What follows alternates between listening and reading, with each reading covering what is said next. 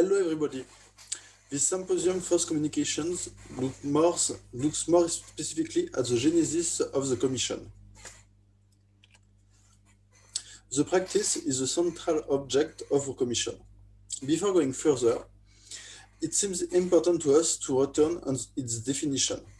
It can be defined as, and I quote, a situated professional activity oriented by purpose, goals, and standards of an occupational group.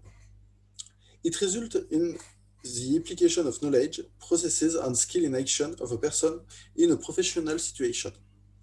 We will remember from this definition that it is a situated and individual response, but also inscribed in a collective framework, which echoes the notion of community of practice in the work of Lavie Wenger. Practice is more than a simple action. It implies a reflection of its zones, which is performed before, during, and after action. It refers to a personal way of doing things, marked by both singularity and repetition, in accordance with a form of collective action, and shared within a community structured around common norms and goals. In essence, practice implies a relationship between the individual and the collective to be able to develop. It is fundamentally this need for a space for discussion on practice will lead to this creation in 2014 by the self, then shared by François Hubot and few of the first members of the commissions. However, the object of our committee is more restricted. It concerns the junior practice, understood as up to 6 years of practice of the profession of ergonomist. This restriction also applies to its members, so what we present to you today is the result of a collective history involving several successive offices. The choice to limit the Commission's focus to young practice is linked to two observations: the existence of specific problems and the lack of space to address them within the community. We are going to deepen these 2 points, but it seems important to us to specify that the GPR committee is not intended to represent novice practitioners. We also do not present elements that will be the result of survey work carried out with young practitioners. What we present here is our personal hypothesis for explaining this constat, based on our own experience and the literature. Two resources can help us think the difficulties encountered by novice practitioners. First, it's the studies of the profession of ergonomist. You can refer to our paper for more details, but one of the difficulties for ergonomists who emerge from these studies is the limit of the reference system. Indeed, the practice of ergonomics is characterized by an extreme diversity of classes of situations that may be encountered by the practitioner. For his intervention, the practitioner draws on the library of situations they have experienced in order to respond to the singular case they are facing. The existence in their experience of similar or at least approximate case then enables them to provide a better response. Although this difficulty is not exclusive to young practitioners, it is nevertheless more marked during the beginning of the professional career.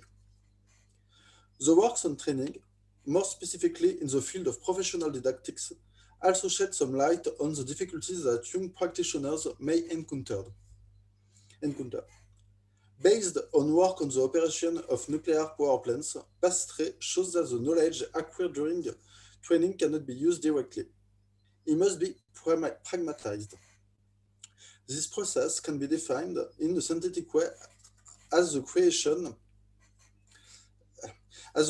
of an operational model that makes it possible to move from an understanding of the operation to the actual operation. In the context of ergonomics, a parallel can be drawn with the intervention. It is one thing to know the theoretical sequence, its different stages and its composition.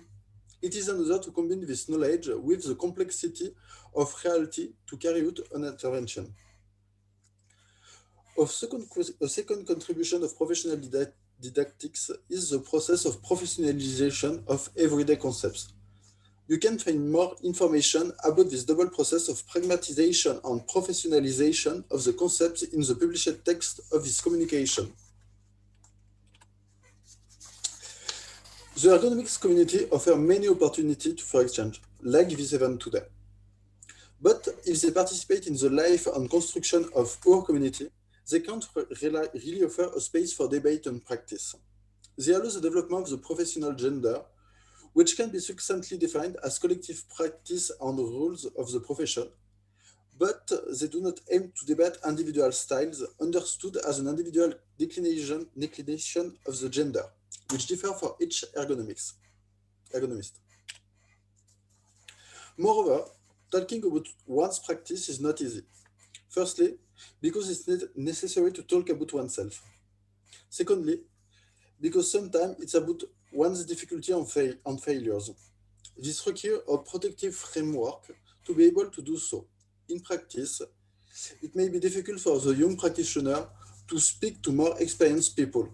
It will be even more complex for them to move from a listening and learning posture to an egalitarian position and debate their practice.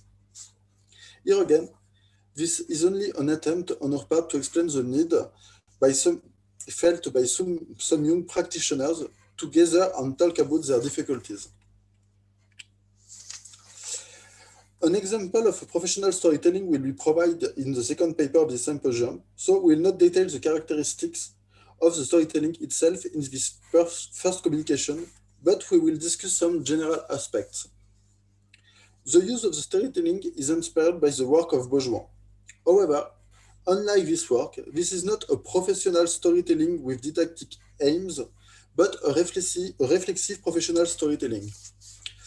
The main difference between professional storytelling with a didactic aim and reflexive professional storytelling lies in its purpose.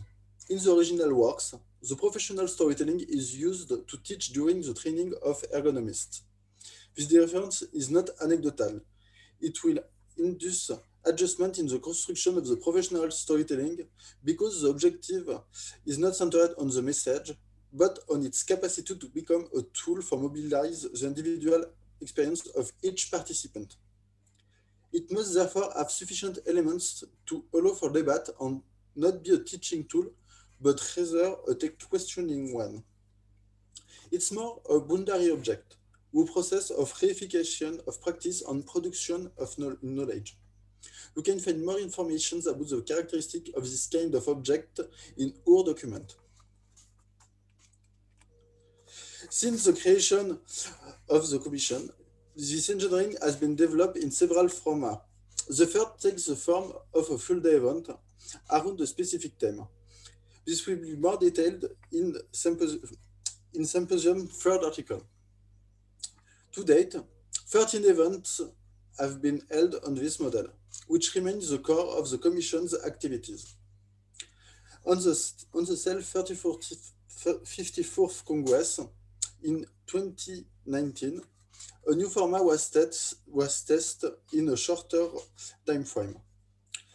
It was open to all practitioners, regardless of their experience.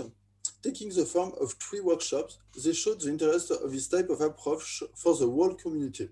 However, they also confirmed the need to maintain exchange between novice practitioners to allow free expression.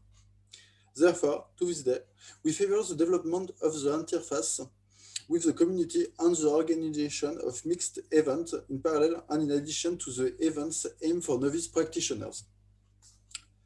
In order to create a link during the lockdown period from March to May 2020 in France, another format has been tested. During this period, weekly and distance meetings were offered to young practitioners. They were focused on the crisis and their impact on the future practices of ergonomists. These sessions were rich in action and gave rise to a summary article.